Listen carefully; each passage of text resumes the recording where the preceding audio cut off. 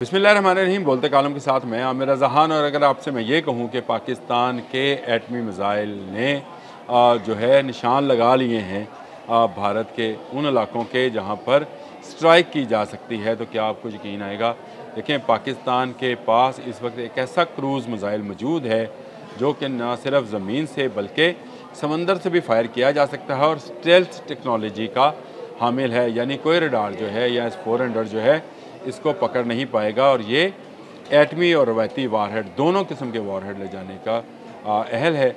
हाँ, आपने इसका नाम हतफ़ के नाम से सुना होगा, लेकिन ये बाबर सीरीज़ है। जी हाँ, ये बाबर सीरीज़ है। बाबर 1 जो कि बनाया गया था 2005 में, इसका पहला तजर्बा किया गया था। 1990 की दहाई में इस पर तजर्बात शुरू हुए थे और पाकिस्तान अपना एक क्रूज़ मिज़ाइल बनाना चाह रहा था ताकि वो इंडिया के जो क्रूज़ मिज़ाइल सिस्टम्स हैं उनका मुकाबला कर सके। तो अब बिलाखिर 2005 में पाकिस्तान ने ये कामयाबी हासिल कर ली कि उसने बाबर 1 का जो है तजर्बा किया और वो कामयाब रहा।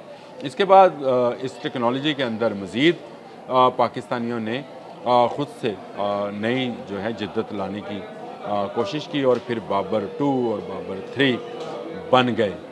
जी हाँ, और बाबर 7 तक हम चले गए हैं। यानी अब इस वक्त बाबर 1, जिसको IB-700 भी कहा जाता है, उसकी रेंज 700 किलोमीटर से ज़ायद है। और बाबर 3 जिसको तैयार ही आबदोज़ के लिए किया गया है और इसके अंदर रवायती और एटमी दोनों किस्म के जो हैं वारहेड्स ले जाए जा सकते हैं। और उसके लिए पाकिस्तान की अंगूर क्लास जो है चाइनीज़ आबदोज़ जो युआन क्लास चाइना में इसको कहा जाता है जी, 039B इसका नंबर है, लेकिन हमारे यहाँ अंगूर क्लास के नाम से है। और इसमें भी हमने आगे इनके नाम रखे हुए हैं। 4 जो हैं चीन में तैयार होंगे और 4 उसके बाद पाकिस्तान में, यानी टेक्नोलॉजी ट्रांसफ़र कर दी जाएगी।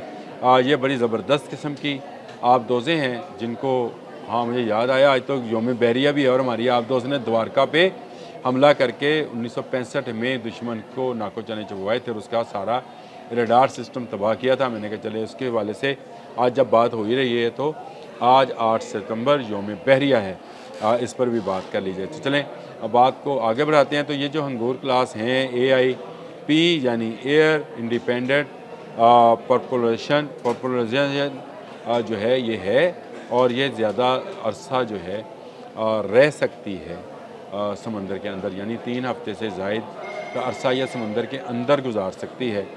ये बड़ी अहम बात है। और ये अगर इस पर और इस पर ही वो क्रूज़ मिसाइल नस्ब होने जा रहा है जिसको हम बाबर 3 कहते हैं। और ये वारहेड इसकी जो इस क्रूज़ मिसाइल की जो अहमियत है वो मैं आपको बता दूँ। वारहेड तो इसके अंदर रवायती और एटमी दोनों किस्म के हो सकते हैं। इसमें जी टेरिकॉम सिस्टम है जी, टेरेन कंट्रोल मैचिंग सिस्टम इसको बोलते हैं। और ये टेरकॉम सिस्टम जो है ये एक ऐसा सिस्टम है जिसमें आप GPS से आज़ाद हो जाते हैं। ये मैं भी बताता हूँ, DSMAC digital scan managing and area correlation, ये भी सिस्टम इसके अंदर मौजूद है। इस क्रूज़ मिसाइल के अंदर GPS के साथ आप मुंसलिक नहीं भी रहें, अपने हदफ तक आप पहुंच सकते हैं। आपको जो हदफ दे दिया गया, जो फीड कर दिया गया, दुश्मन GPS कंट्रोल भी कर ले। आपको पता है कि हमने GPS ही कंट्रोल किया था उन मिसाइल्स को जो इंडिया की तरफ से हमारी तरफ दागे गए थे। तो इसीलिए वो मिसाइल जो कि जाके अफ़गानिस्तान के पहाड़ों पर गिरा था, जहाँ नहीं गिर पाया था। और हमने उन्हीं GPS के ज़रिए ही तमाम ड्रोन्स का कंट्रोल और उनको उड़ने से रोक लिया था। लेकिन इसके अंदर जो है ये सिस्टम है, दोनों मैंने आपको बता दिया, टेरकॉम और DSMAC जो कि इसको इस काबिल बनाते हैं कि अगर GPS नहीं भी है तो ये अपनी मैपिंग के ज़रिए जो इसमें फीड की जाएगी अपने हदफ तक पहुंच जाएगा और हदफ को तबाह बर्बाद कर देगा।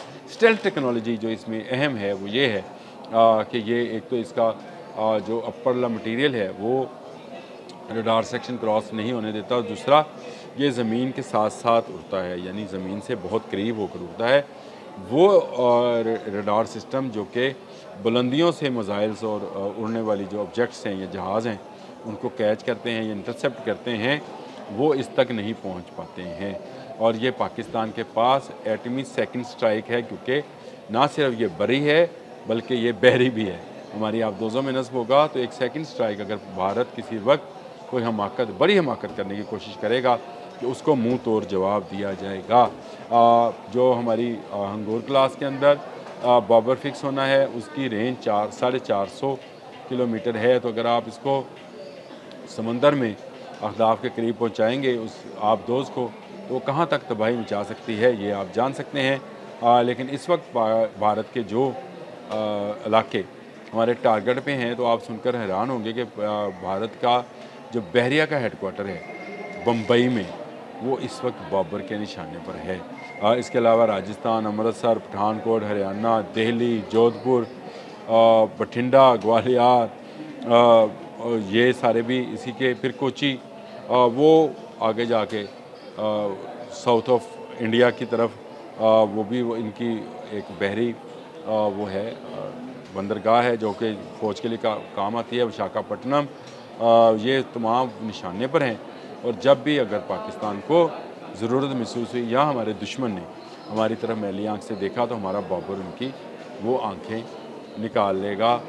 इस बात की फ़िक्र मुझे नहीं है कि अब बाबर के होते हुए आप कह सकते हैं कि हमारी जो है बरी अफवाज भी एटमी क़ुव्वत रखती है, और हमारी बहरी जो अफवाज हैं वो भी, यानी हमारी नेवी भी जो है वो भी एटमी क़ुव्वत रखती है। हंगोर क्लास की जो आबदोज़ें हैं तैयार हो गई हैं, और आज या कुछ अरसे के बाद पाकिस्तान के हवाले 1-2 तो आ गई हैं, 2 रह गई हैं, वो आ जाएंगी। और उसके बाद पाकिस्तान खुद इनको कराची शिप यार्ड में, यानी टेक्नोलॉजी ट्रांसफ़र हो जाएगी, तो पाकिस्तान ख़ुद की आबदोज़ें भी बना सकेगा अगर बनाना चाहेगा। तो ये एक बड़ी अहम डेवलपमेंट है कि बाबर जो है उसके निशाने पर इंडिया की अहम इलाके और अहम फ़ौजी तनसीबात आ गई हैं। और एक ऐसा क्रूज़ मिज़ाइल है जिसका जवाब भारत के पास नहीं है। अभी हमने चलाया नहीं, अभी तो हमने सिर्फ फतेह 2 चलाया था, तो ये भाग गए थे।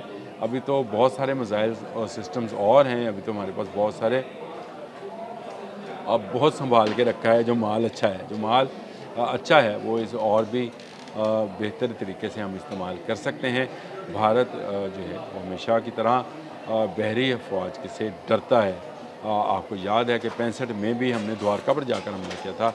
भारत को ज़रूरत नहीं हुई थी कि वो अपना बहरी जहाज़ जो है वो समुद्रों में ला सके, बहर अरब में। और जंग मई में भी जब हमारी आबदोज़ निकली और उसने सिग्नल्स दिए, तो इंडियन बहरी जहाज़ वो बे ऑफ बंगाल में जाकर छुप कर बैठ गए, क्योंकि उनके पास इसका कोई जवाब नहीं था। जंगें जो हैं अब सिर्फ फ़ज़ा में या ज़मीन पर नहीं, समंदर पर भी लड़ी जाती हैं, और हमें अपनी बहरिया पर नाज है। आज 8 सितंबर है, और 8 सितंबर के हवाले से मैं अपनी बहरी अफवाज को सैल्यूट पेश करता हूँ।